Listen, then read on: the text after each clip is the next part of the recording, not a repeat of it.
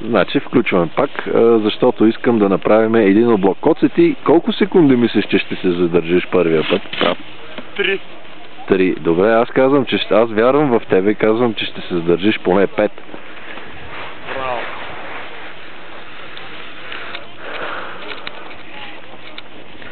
Сега не гледай да не паднеш в борчетата, нали?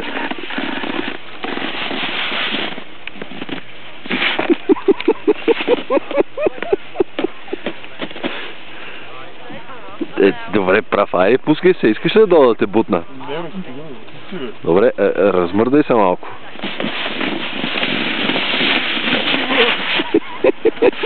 Коста и 3 не можа.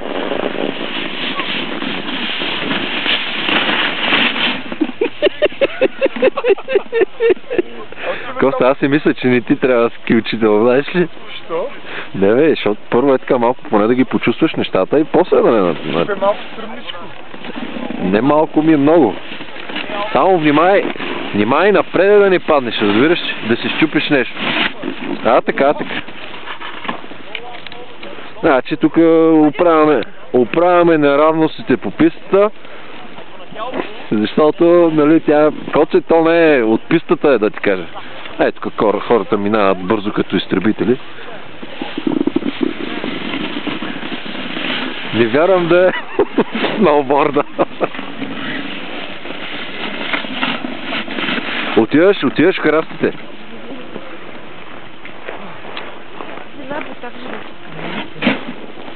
Почини малко. Трябваше да ти кажа по една шейна да вземе, знаеш ли?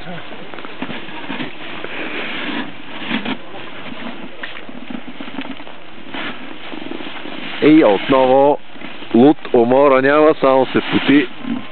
Айде, ти поне 3 секунди се задържи.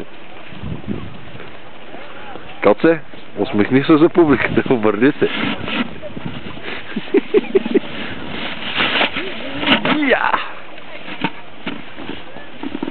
Това ще излезе по-трудно от сърфа, бе.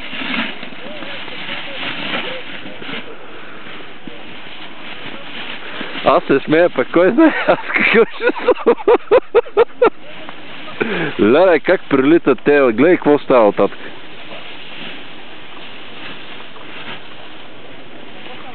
Чакай да се приближа.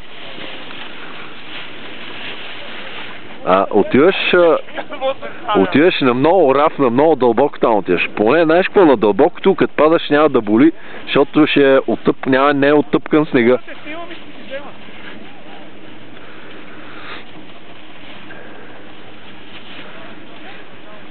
Коце, аз предлагам малко с лазане да се придвижиш към средата на пистата, защото отиваш някъде другаде.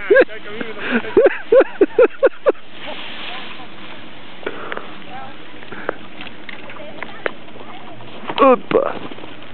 Добре, спираме за сега. Това значи е първото занятие. Ще направим после още едно филмче след първия урок с ски учител.